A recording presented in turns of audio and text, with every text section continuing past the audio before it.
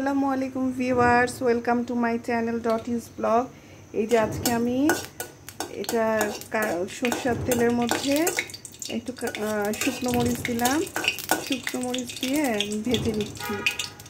কলার চামড়া ভাজি করব। এটার মধ্যে কলার চামড়াটা পেস্ট করে নিয়েছি, আর এটার মধ্যে অনিয়ন দিয়ে দিলাম।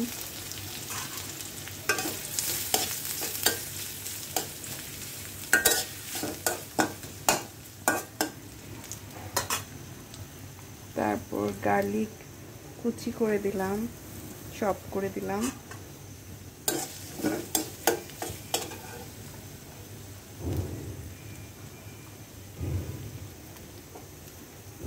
কাঁচামরিচগুলো একটু ছোট করে দাও তো। যে মাঝে মাঝে এইসব খাবারগুলো ভাল লাগে। এটা কিন্তু আমি ছোটবেলায় খেতাম। এই যে আমার ছেলেও খুব পছন্দ করে।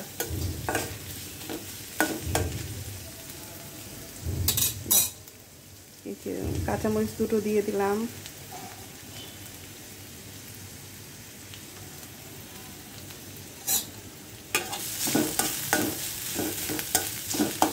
সল্ট কোথায় ইলমা?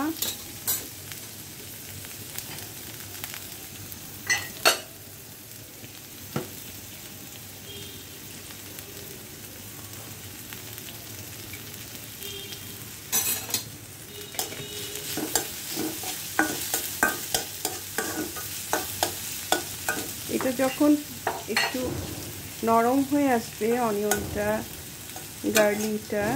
গার্লিকটা নরম হয়ে আসলে তারপর ওই পেস্টটা দিব। অয়েলটা কিন্তু খুব একটা বেশি দেইনি, আমি সবসময় অয়েলটা একটু কম করে দেই। এত ডিজিজ অয়েলের মধ্যে, তো আরও ডিজিজ বেশি হয়, ফ্যাট হয়ে যাবে।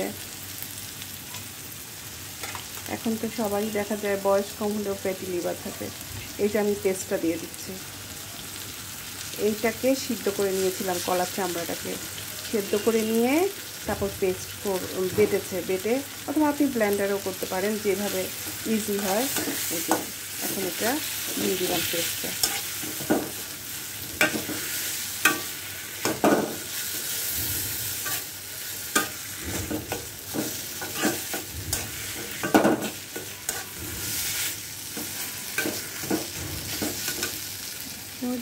একটু ধনিয়ার গুঁড়া দাও আর জিরা গুঁড়া দাও।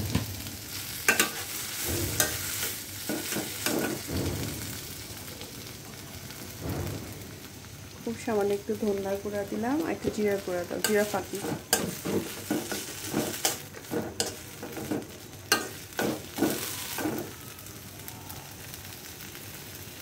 জিরা ফাঁকিও দিয়ে দিলাম।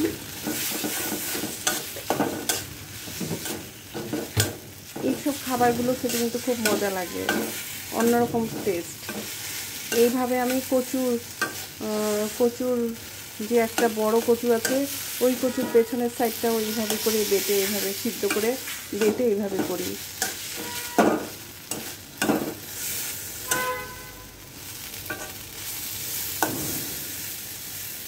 এবার একটু ঢাকা দিয়ে রাখ, হোক। এটা ঢেকে রাখবো কিছুক্ষণ, আস্তে আস্তে করে হবে।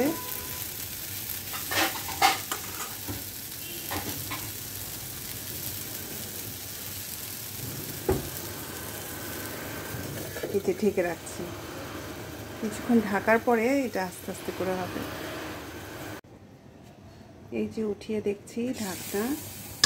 ইলমা একটা খুন্তি দাও তো, তাড়াতাড়ি পুড়ে যাচ্ছে মনে হয়। খুন্তি দিয়ে একটু লেগে গেছে, করবো না। এখন নামিয়ে ফেলবো। হ্যাঁ, অনিয়নগুলো নরম হয়ে গেছে। কত ইজি দেখেছেন, কিন্তু টেস্ট অনেক ভালো। এটা নিচে দিয়ে যেন না পুড়ে খেয়াল করতে হবে, অনেক মজা। খেয়ে দেখবেন, একদম আলাদা টেস্ট। এটা আমার মা করতো। এটা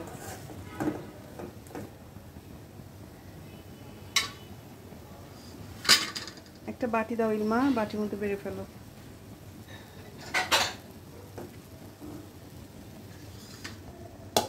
চুলা চুলাটা বন্ধ করে দেই।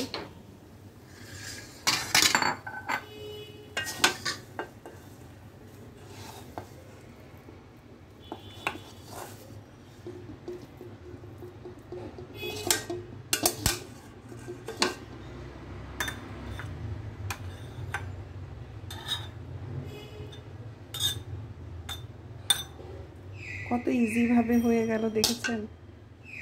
খুবই ইজি একটা খাবার, কিন্তু খুবই মজা খাবারটা।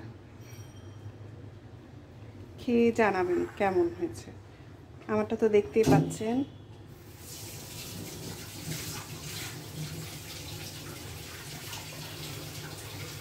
ভালো থাকবেন সবাই। আল্লাহ হাফেজ।